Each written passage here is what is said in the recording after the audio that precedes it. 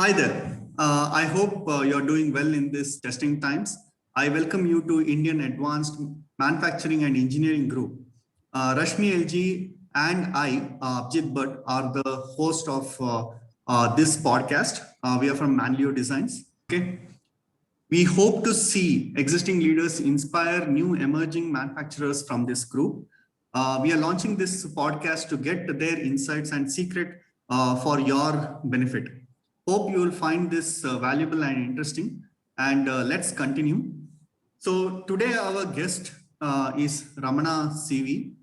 He is having about 37 years of experience and he is having an MBA from Kaizen School of Business Management, commonly known as KSBM, a very reputed business school. He also has postgraduate diploma in Japanese management from Shingo Institute of Management, Japanese management. He earlier worked in leadership roles as COO and GM in Sagar Asia Private Limited, NRB Bearings, Avtech, and many others. Now he is unit head in WEM Technologies, which is a leading manufacturer in aerospace and defense parts. He is very supportive of Make in India products and companies, and is also our very good customer. Today, I invite him to have a conversation on lean manufacturing, VAV savings in manufacturing, and and many more. So, what is VAV? Even I didn't know that. So, VA stands for value analysis, and V stands for value engineering. And VAVE is a problem-solving methodology that uses two effective processes for optimizing the value of product and service. So, without further ado, I'll request our guest Ramana to introduce himself to our audience. Hi everybody. Good evening to everybody. Yeah, I'm CV Ramana. Of course, as you just said, I'm having over around 37 years experience in industries, and subsequently, basically, I was from NTTF Bangalore, Harvard, 1984 batch, 4 years professional diploma in tool and die making. After completion, I worked there only in their own press shop for another 1.5 years. And then from there, I moved to a watch industry like Hyderabad Alvin Watch, which is a subsidiary of Seiko Epson, Japan. In those days, I had been there to Japan for technical training, okay, of precision tool manufacturing. Then subsequently, after coming back, we have developed all those tools before they came here. Then we continued in that way till another 8 years. And subsequently, I had to leave that because when it was going down because of economic reforms of whatever the government and all, some import duties are increased and manufacturing costs are increased. That company got closed. Subsequently, I had moved to Malaysia in Dynacraft of National Semiconductors. A stamping division actually. 25 broader presses, high-speed broader presses used to manufacture all lead frames. I was there for 3 years almost. So I had learned a lot of things with Chinese and Malays and so many other people, Indians are there. So a lot of techniques, a lot of manufacturing methods, how they follow, what we have to learn and all. Then afterwards, I came back to India and I joined NRB Bearings. So repeated NRB Bearings is manufacturing of needle roller bearings in India for all automobile industries in India. Okay. So subsequently, there I had to go through so many type of projects, especially new product developments. We had spent a lot of time in developing new products and manufacturing excellencies, lean manufacturing techniques. And I had like TPM and then 5S, all this. And I had an opportunity to work with Mr. Yamaguchi, who is the renowned TPM guru from Japan, and Mr. Kasahara of lean manufacturing, how to avoid the wastage in the operational activities. So these are the things that I had shared a lot of experience there. During that time also, I completed my PG in Japanese management. Actually, it mainly says how do we manufacture different tools to improve our operational experience, like Six Sigma, like 5S, like TPM. These are all the things that Japanese management taught us. During the process, as a project, we had even taken one police station in Hyderabad, and we have taught them 5S initially. Now, all 400 police constables were along with us in training.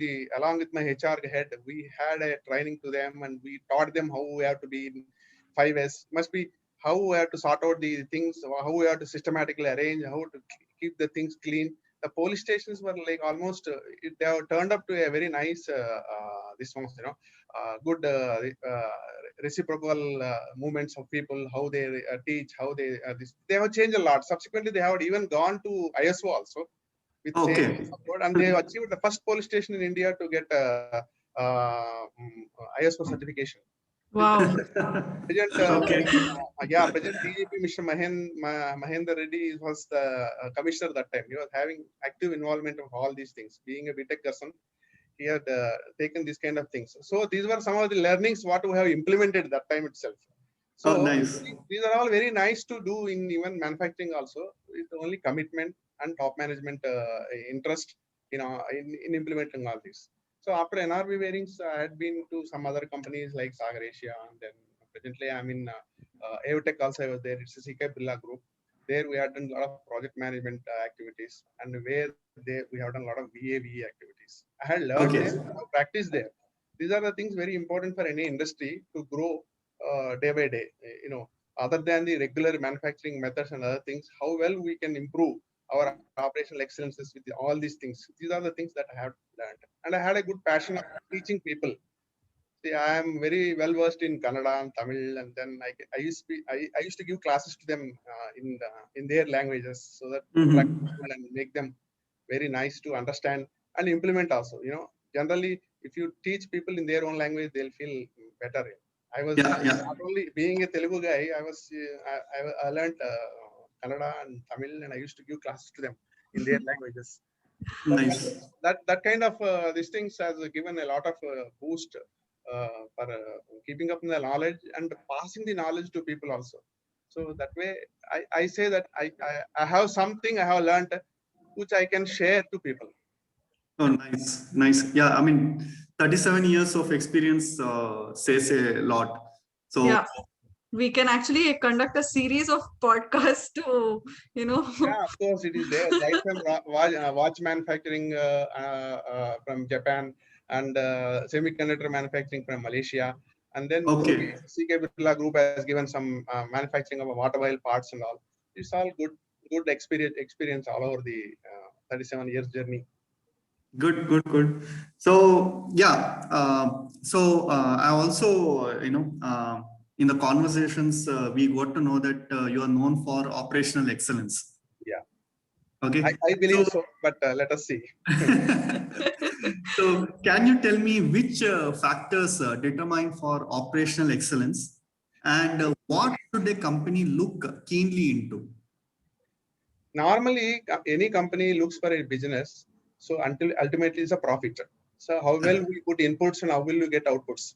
So basically, what is the cost? What are the value added activities? Customer pays only for your value added activities.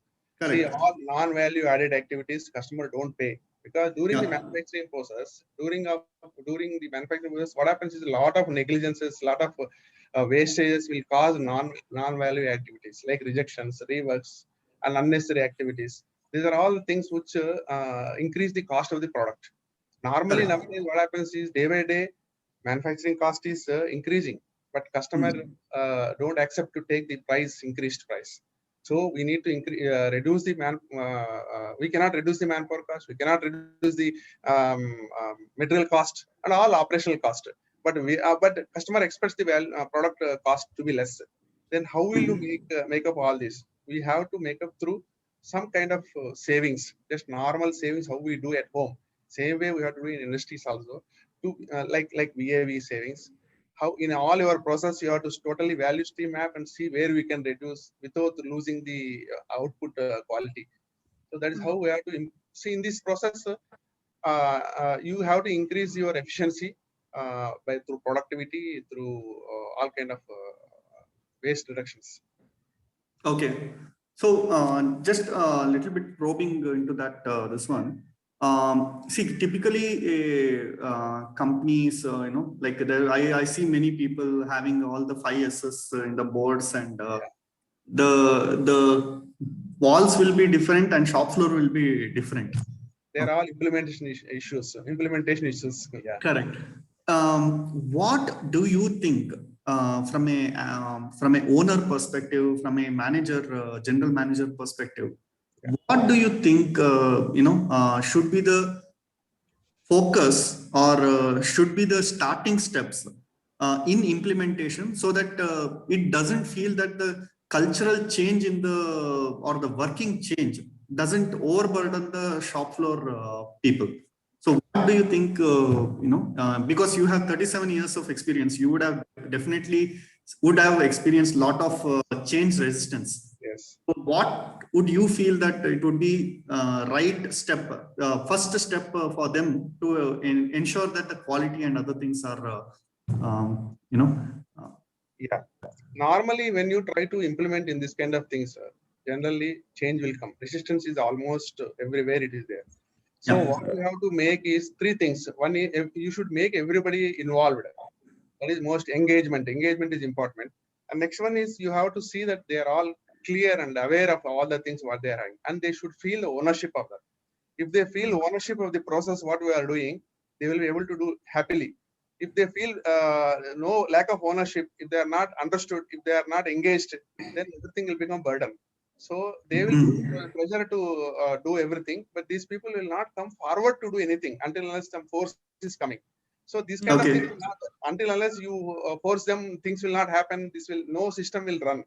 They have to Okay. feel in themselves that they are engaged in this. They should feel that this is giving a better a life for them in future.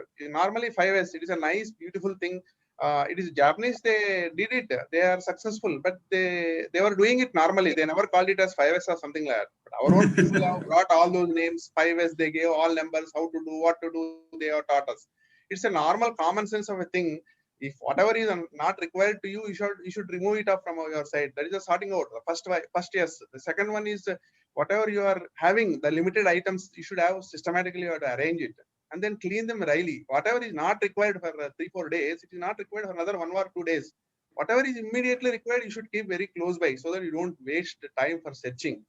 Okay, then all these things you should make a practice normally.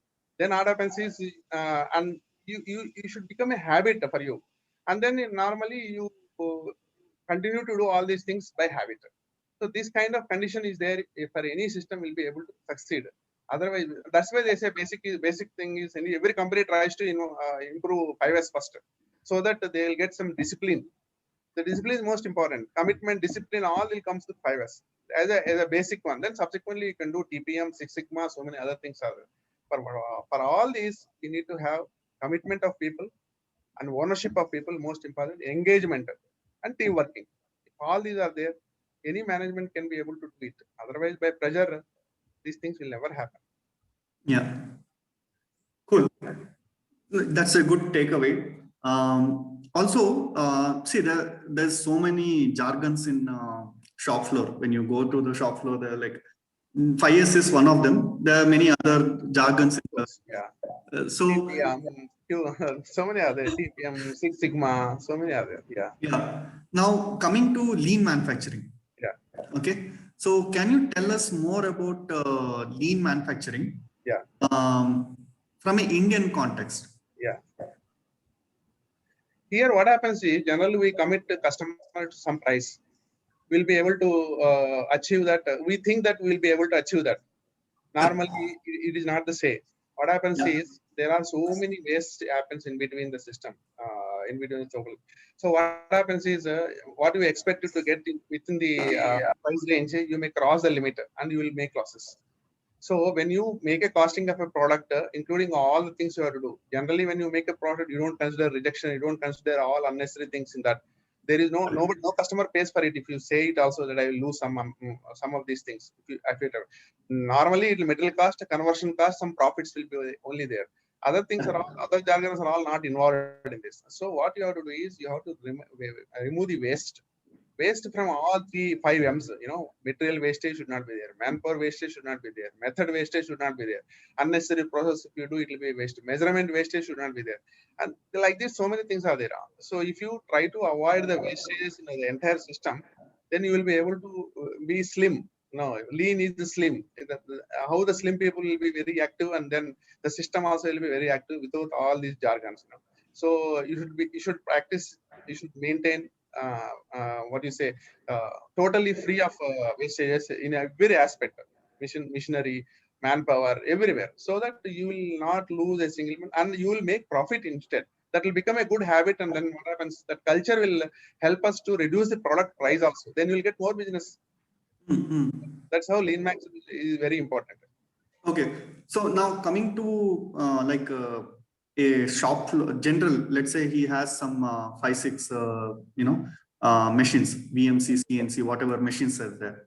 But he is into batch production, not like a continuous production. Continuous production, yeah. So how do you think that they can implement lean manufacturing in this type of scenarios? What stage, what all different stages they can optimize this? I'm talking about generally a 2 crore, 3 crore turnover company. Yeah. Lean manufacturing doesn't involve the volumes of business, actually.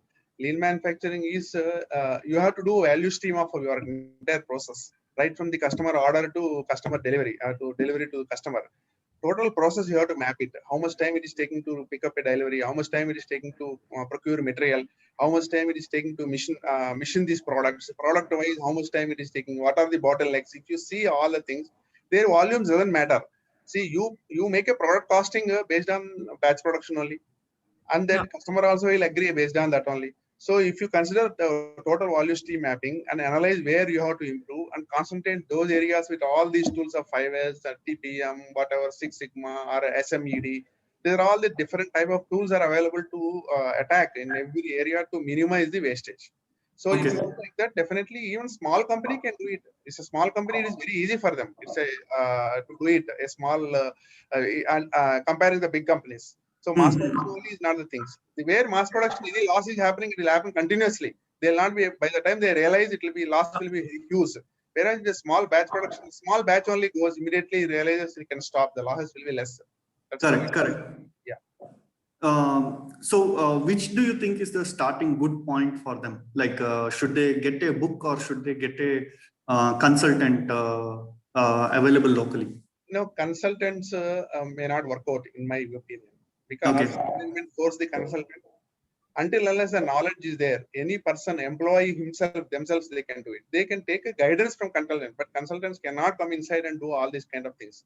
That means management is totally giving everything to consultant and ask him to do it, implement it. He cannot do it because he will only force the people, and ownership of people will not come. The ownership has to come means the local means in internal people only have to be a leader there. They have to take guidance of somebody and they have to implement it. Somebody coming from outside, I don't think that will help in mobilizing people. Okay. So this is a good takeaway for me, because then I can actually ask associations or groups, cluster groups to take some association to make somebody speak about it in a very fast lesson, or identify some online courses which can be helpful for them. Correct. They can take experience from these consultants, how to do it and all. Implementation issues and all, you have to sort it out. Then it will work out. You'd seek the advice of all your own people, how to do it, what to do. Then they'll think of how to do it. They'll ask people. Then they will take ownership and they'll try to do it. If somebody is telling you do it, they will never do. Right. No, including myself. So yes, it is the so until it hits, yeah. So good. So, so Ramana, I mean, I just very interesting that he's worked across different countries, right? So I'm very curious to know, where was it easiest for you to, do these implementations in terms of change? Like, if you compare India, Japan, and Malaysia, where did you find it easiest to implement changes? No, toughest is in India. Okay. Because see, we have more resistance here. For nobody like to change themselves until unless they feel themselves okay. So that need of that is not there, requirement of what we have to change or something like that. Because if it is his own company, he may think, but otherwise people is very rare that I find that people are getting, until unless very close teams are there, small teams are there, they realize that they have taken a bad hit in their business. Let us all together do it. If that kind of thinking comes, that engagement of people is there, then it will happen generally. By force and all, it is difficult. But whereas in foreign countries, you don't have to tell anybody anything. They just understand. They feel that is a need of our, so they do it. But here it's not like that. Everybody goes in every direction. So Okay. lack of teamwork, lack of egoness, a lot of things are there. So all these new any improvements in India is very difficult. But nowadays people are changing slowly. There are companies who are getting Deming awards. There are companies who are getting TPMs. All that is happening. Now a lot of changes are coming. It's a Yeah. good to see that people are improving and manufacturing excellence is coming with all the new tools. Yeah. Yeah, maybe till the job market opens with this, Yes. it is mandatory for you to have this, some quality certification, quality process certification. Yes. You need not apply. If that comes, then everybody starts taking Yes. responsibilities They feel and that ownership. that is important for us and we need to change. Then only they Yeah. can. Otherwise, by force, they won't change. Yeah. So coming to the next topic, VAV methods. Yeah. So can you tell us more about VAV methods? How many years you are using, and how it is used to improve the KPIs that you are having? Because really you are in management, right? So you know the KPIs better. So how VAV methods help you to improve your KPIs? Normally, in some companies where I worked, when we make a business plan for the year of next coming year, after the budget is made, they'll ask everybody how much budget you want for your operations to run. So based on the forecast and all, we'll work out and we'll say that this much budget is required. Then how much improvements you will do and how much reduction you will make. That's a question that modern industries are asking. That means how much saving you will do, how much loss you will take, and how much you will gain through your operational excellence. So this VAV is value analysis and value engineering. So by then what happens now in the entire process where you can reduce cost, manpower cost or machinery cost or whatever it is, the process cost. If you see whole product, the major thing is material cost. Yeah. So by engineering, a better engineering, what kind of material that can be useful, alternate material, which is less at cost and which is easily available within a local source.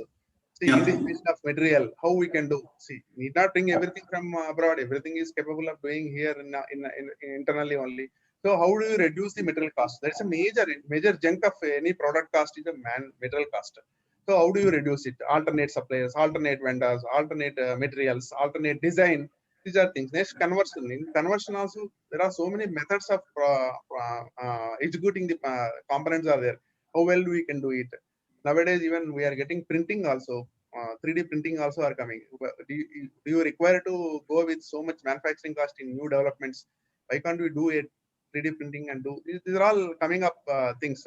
So in all area, a company will be asked us to take how much we can save.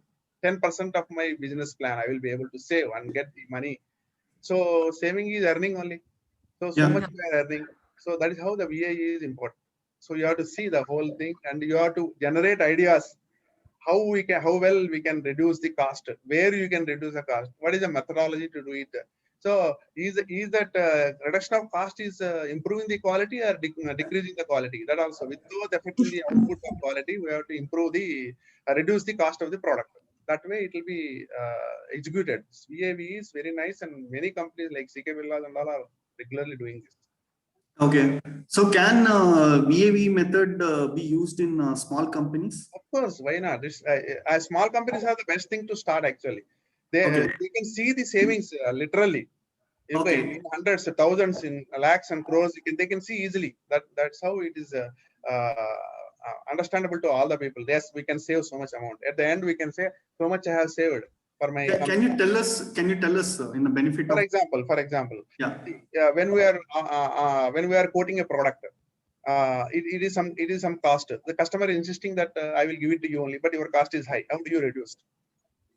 Then if you reduce the cost of the product by improving your efficiency of the entire line supply chain, then what method you have to use? VAV change only you have to use. You have to see which alternate material I can do, which process I can establish and modify, and what machine I can use it to reduce the cost. So we can control the whole process and reduce the cost, and then go back and offer again and get the quote and approved to your this thing.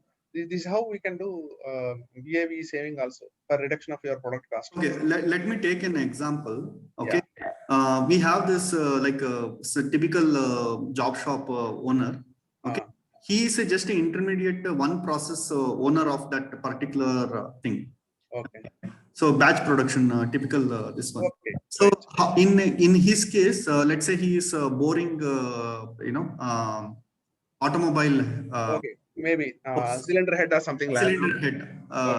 Okay. Now, can you tell from VAV method how can he save? What all methods he can use to identify the savings in this process? In a manufacturing process, what you say, especially if it is a machining, there are so many things are there.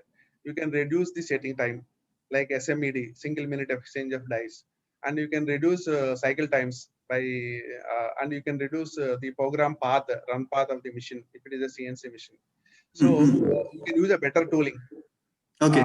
These are the so many things are there, and you increase the knowledge of the operator so that he will not waste time. See, you have to see what is the work and motion study of the operator, how he is loading, how he is unloading. There are so many things. This is how this lean manufacturing is one of the step. On a machine, how much time he is engaged totally with the machine and how much time he is non-engaged with doing other activities. So he should be very confined to his own machine and keep doing continuously, like moving like a robot. Until otherwise, for everything he is moving around here and there, and a lot of waste of time is there. So this is a best place where you can save more money. Process cost can be reduced. Machine availability should be increased. Then that is how asset health is important. So if the asset health is good, you can do a good manufacturing cost reduction. That's a great insight, actually. Like even in the small process, as you told. Yes, we can do it. It's a small thing. Maybe we can reduce up to 10 to 30% saving. We can do that. That is unlimited. Every time we can keep saving with the new ideas and new things. Yeah, I mean, I have seen in many shops they're cramming the CNCs. Yes. And, for doing one piece, we can do two pieces at a time. Yeah. They're taking 2 minutes to unload the work and moving into different place. Yeah.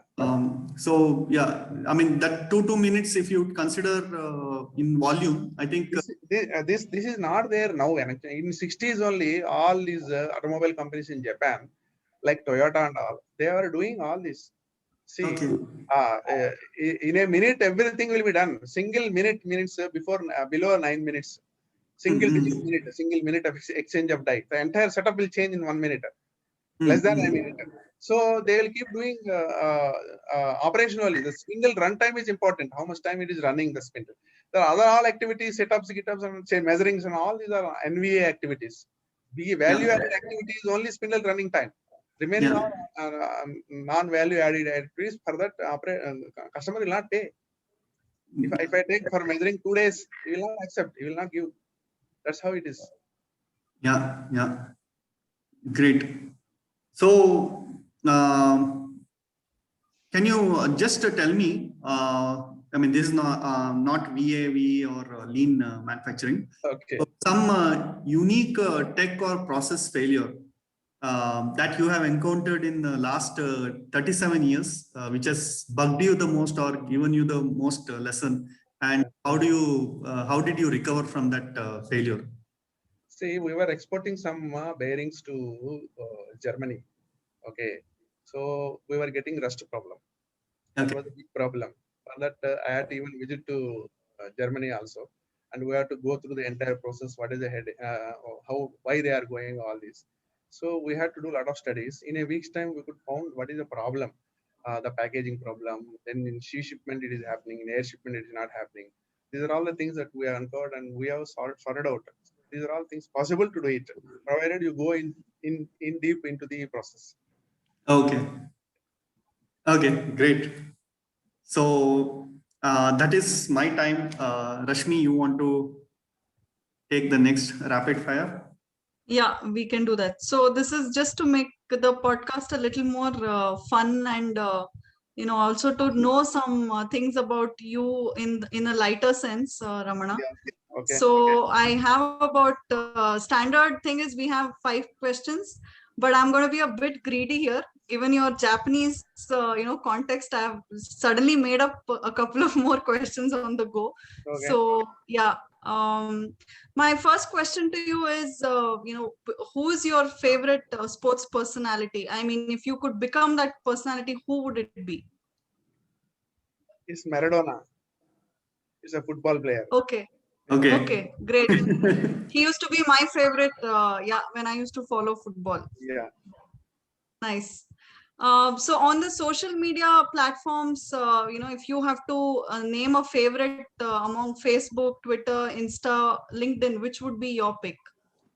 I am absolutely poor in this actually, except LinkedIn and WhatsApp. I don't have any social media contacts.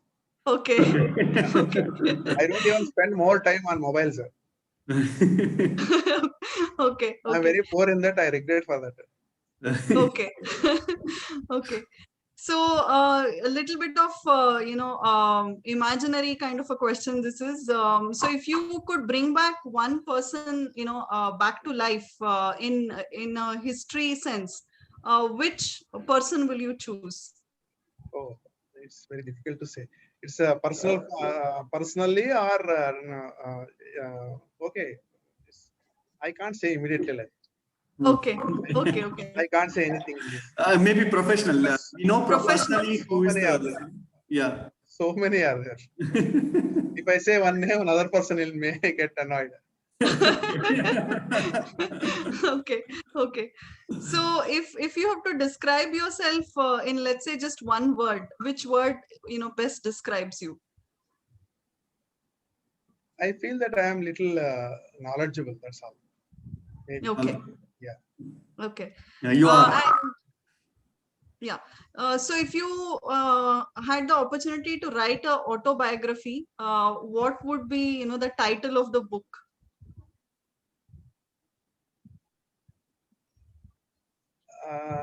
I can't say anything in this. I don't have any thought process also in this. Okay. I never Okay. thought of also. Okay, so let me give you a question which is more of your area. So because you enjoy teaching people, if you had to choose one subject to teach people, which subject will you choose? Behavioral science I want to teach. Oh, Not technical things. How he has to communicate, how he has to behave with people, how he has to be a real person, how he has to listen. Listening is most important. Most of the people don't have that. See, our own God Ganesha is a big listener because that's why he's having big elephant ears. No mouth. that's a very nice perspective. That's why I like to be in that kind of this thing. Okay. So you have visited a lot of places. Is there, like, if you have to go back to any of the places as your favorite, which would be your pick? Germany. Okay. Yeah. Okay. That's a nice So, place. so I think Abhijit, that covers the questions on the rapid fire. So back to you. Thanks, Rashmi. So yeah, so one of the thing is from 37 years of experience, and you are now still in the cutting edge, in the industry. So what do you think? Which technologies do you think will change manufacturing in coming future? It's an open question actually. It's an artificial intelligence. Okay. Advanced robotics. Okay. The third one is most important is Internet of Things, IoT. You say Industry 4. These are the things that will change the entire scenario of the production, manufacturing methods and everything. These three are going to change the entire manufacturing concepts at all. That's what. Okay. Okay. Cool. Okay. So yeah, almost in the end of the segment. What is the one strong takeaway that from your experience that you want to share to our audience and the young entrepreneurs and manufacturers? I say that we need to acquire knowledge. It's divine. You keep learning till you get exhausted. There is no end for the Okay. learning. That's what I say, because we can learn everything. That's my most important thing. And then you should have a patience, and you should have, what do you say, commitment. These are the most important. Okay. Great. Thank you very much, Ramana, for your insights. I'm definitely, I'm also going to start researching on VA. Yeah, sure. Anytime, any help you want, you can ask me. Sure, definitely. So if people want to reach out to you, how can they contact You you? can call me on my mobile number 8978299499 or my email ID chavalivenkatramana@gmail.com. Okay. I'll, in the link, I will. Yeah, I can share. You. Yes. Yeah. Again, thank you very much. So viewers and listeners, thanks for hearing us. I hope it was interesting and inspiring for you. So next, we are going to talk to Shubodh. He is from Maini Aerospace, CEO of Maini Aerospace. And the topic would be cutting challenges of CXO in non-flying times, learning and how we can overcome. So see you soon. Have a great day and stay safe. Thank you very much. Thank you.